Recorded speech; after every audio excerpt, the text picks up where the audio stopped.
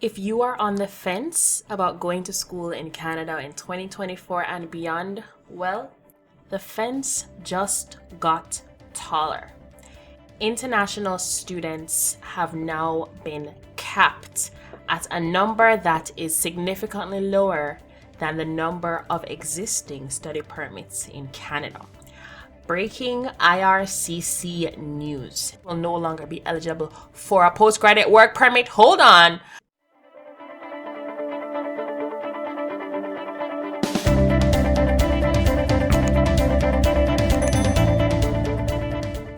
Just confirmed that they have introduced an international student cap. Now, they've been throwing this around since maybe November of last year. So we've kind of known that, okay, maybe they're going to introduce a cap. We didn't think it was going to be this quick. And they are making a lot of changes around the whole study permit story real quick and real immediate.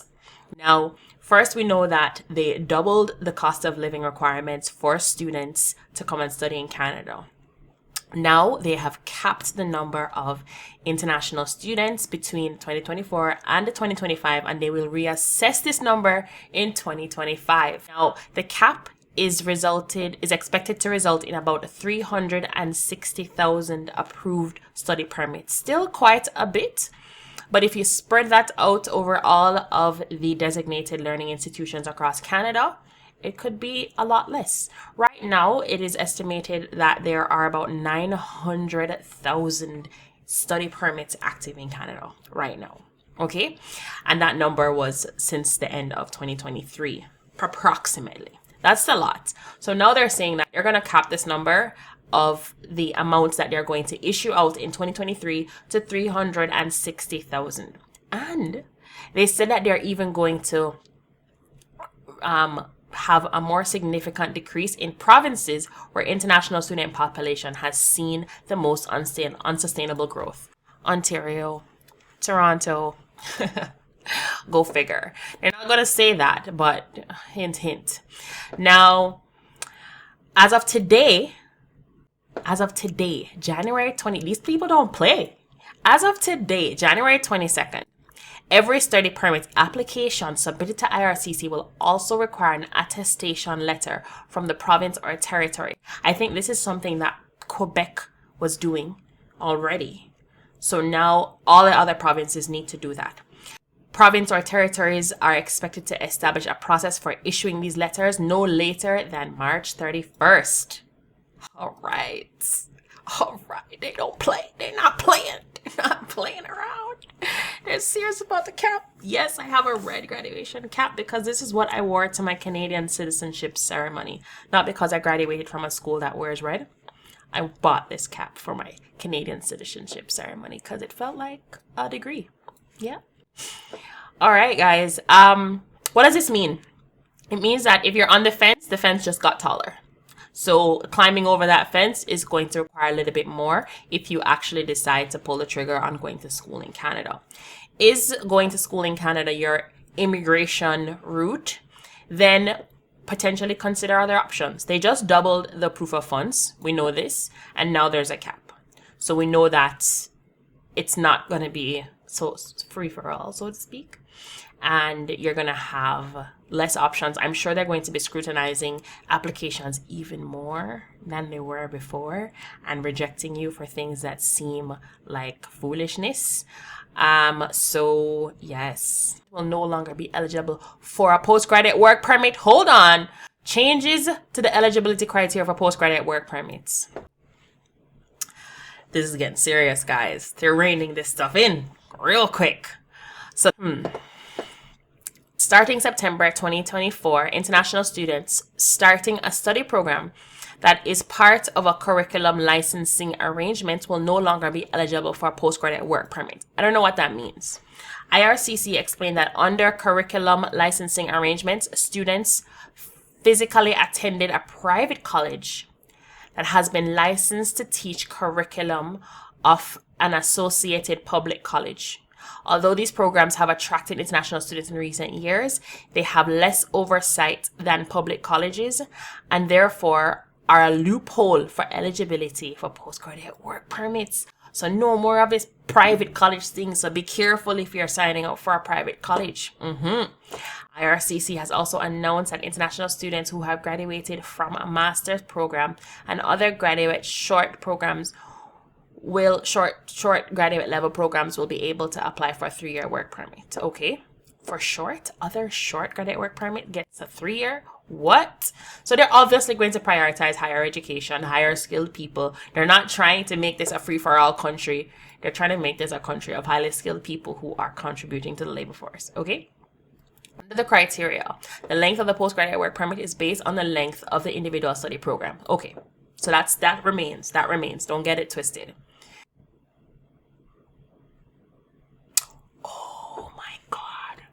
Guys, oh my goodness, this is even bigger. In the upcoming weeks, the department will also release more details regarding open work permits for spouses of international students. IRCC says that open work permits will only be available to spouses of international students in master's and doctoral programs. So if you're coming here on a 1-year certificate postgraduate program, nope, your spouse cannot get an open work permit. Spouses of international students in other levels of study, including graduate and college programs, will no longer be eligible. These are some serious changes, guys. They're really clamping this down. No more bringing lock, stock, and barrel. Leave them at home. Oh, no. Wow. Everything is changing so quickly.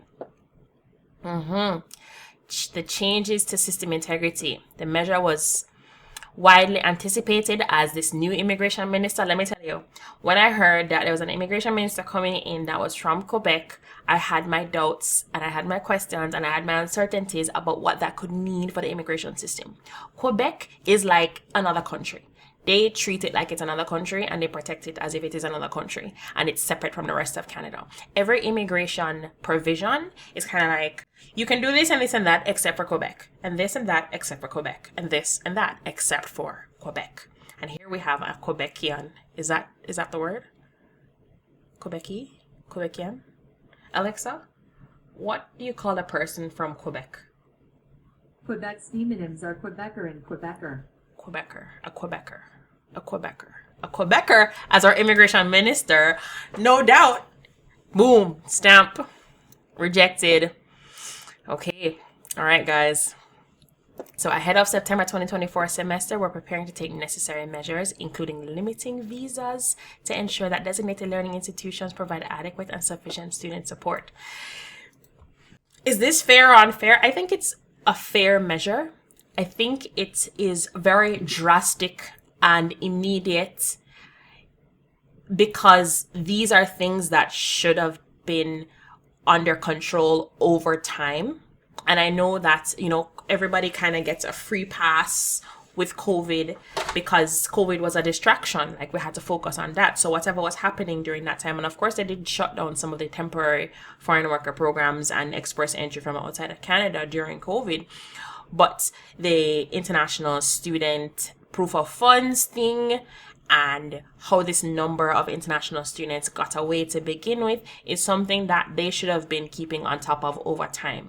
Now, that's not this administration's fault or this minister's fault necessarily, but it is the fault of the system that was not being monitored closely enough. So the outgoing administration or whatever the case may be. So this is a fair move, but it's drastic because it's literally overnight. And what does this mean? It means that don't put all your eggs in one basket because then we'll drop the basket and break up all your egg them overnight. That's what it means. Okay? So keep your options open. He went further and said that in an interview last week that he would be announcing measures regarding temporary residents, particularly international students, in the first quarter of this year. We know this, okay? There's been growing pressure on IRCC to take action around the number of international students in Canada. The minister said that the volume of the students poses a challenge to the integrity of the system, okay? And they're paying premium dollar and not necessarily getting the education they were promised. That's because, honestly, there's a percentage of this volume of international students who don't care about the quality of education because they're not here for the education, because they already have education, because we're already educated in our home countries. That education was a stepping stone to immigration. International students in Canada. So Canada admitted over 800,000 international students in 2022. In 2022? What? In 2022? Like in 1 year? That's unhealthy. That's unhealthy. And the minister projected that the number would rise to over 900,000 in 2023. That means that there's only 100,000 more. And now they're going to add to that with 360,000. Out of control. I agree. Get your house in order federally. That's fair. It's fair. Let's do the math. If they issued 100,000 study permits, and let's say 50% of that 100,000 had spouses and children, easily that 100,000 just became almost 200,000, just on the premise that each of those 50,000 of that 100,000 has an extra person, plus some children. Holy smokes. It's fair, but it's drastic. Only because of people are dropping the ball, I think. Yeah. Holy smokes, guys. Alright, guys. Here's the attestation letter requirements. Attestation letter from a province or territory outside of Quebec. Remember we said outside of Quebec, except for Quebec, not Quebec. Each province is, of course, they're working on it, right? Because we know that the government literally just announced this. And so the process must be expected by that time. We'll update you with this page. So we will return any application we receive after today without this letter, unless you're exempt. Okay? So you're going to have to either wait or figure out how to get an attestation letter with an immigration consultant, because the provinces don't have it all together. So these policies are in place. So here's the cart. The cart is in front and it's going that way, and the donkey is right here. So the donkey is the province's name, and this is the attestation letter.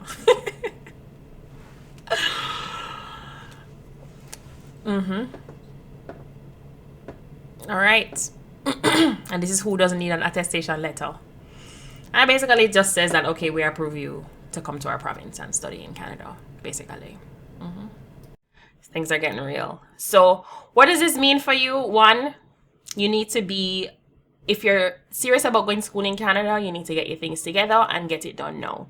You need to have a very, very, very strong application to make sure that you serve the best chance of getting approved. You're more able to put together a strong application with help than you are on your own, especially if you are an odd case like you're self-employed or you are moving with your entire family, which will soon not even be possible, or you have had previous rejections. There are certain things that you just don't want to leave up to chance anymore on your own. Not that going with a professional is going to guarantee you anything. Nothing is guaranteed, as you can tell. However, the likelihood of success is greater with professional help than without, if you have special circumstances and if you don't have a strong enough reason as to why you're genuinely going to Canada to study. Now, if going to Canada to study was your immigration route, consider programs that they are building specifically to target labor shortages. That's where your key focus should be, like the Atlantic Immigration Program, like the Rural and Northern Program, and any other pilot program that they will be launching in the near future, or extending if that's the case, because those ones are specifically for labor shortages. Even the express entry category based draws, if you can qualify for that with enough points. If you don't have enough points, then you need to be looking towards programs where you can get a job offer. Now, you guys know that I am very fond of the Atlantic Immigration Program, and I spend a lot of my time researching it, understanding it, doing what it is. And you guys have been looking for jobs in Atlantic Canada. You have been looking applying for the wrong jobs. You have not been paying attention to the job postings to see whether you can be eligible. You've not been paying attention to make sure that those employers are designated. And that's fair because it's a lot of work, but it requires you, therefore, to either be very, very, very careful and pay attention to what you're doing, but also I'm going to help you. I've helped you by creating a job list of the jobs in Atlantic Canada that are only by designated employers, and the ones that for Canadian citizens only, I've identified those and said, okay, these are for Canadian citizens only. So if you know that you don't, not just a Canadian citizen, but somebody who has legal status in Canada. So if you don't have legal status in Canada, don't even click the link to open that one because you're not eligible. So all of that I've put together for you, because the designated list of employers is just a list of employer names. That's all it is. It doesn't tell you what industry that employer is in. It doesn't tell you much apart from these employers are designated. So I've gone through and sifted through the list to find out of the 1,200 employers, which one of them has jobs, and then of the ones that have jobs, I'm helping you to easily identify that this is the industry that this company is in. Are you in healthcare? Are you in construction? Are you in early childhood education? Whatever the case may be, here's the industry. Here's the name of the company. Here is the website for the company. Here are the job positions that they have opened. And here are the links to these job positions so you can go and apply. So I'm helping you to make it easier because I know it's a lot of work. I know it's a lot of work because I tried it myself. In 1 hour, I searched through 5 employers and I only found one job, and it wasn't even the type of job I was looking for, right? So I imagine and I could give up because I'm not looking for a job in Atlantic Canada, but I'm looking for jobs for you guys in Atlantic Canada, right? So I'm making it easier for you. I know you guys have lives, you guys have jobs, you guys are busy otherwise, and it can be overwhelming. So I've simplified the process for you, and the list is open and ready for you to take advantage of. You always know where to find links in the description below to get access to that list. Of course, it is a paid service, guys. I am paying to create it. So if you're not willing to pay, don't click the link. But if you are, then click the link and see you on the inside. For now, that's a wrap. International student cap. All right. Not only international students have been capped, but also families of international students. I have to put on the cap for this one, guys, because they're not kidding. They're really reining things in and getting serious about this. So do what you may with this information. Get the job list if you need access to the job list, resume, course, all of the things that you need help with. A more detailed video is going to come out, but I wanted to touch on this breaking news because this is serious stuff. This is serious stuff. I'll see you in the next video.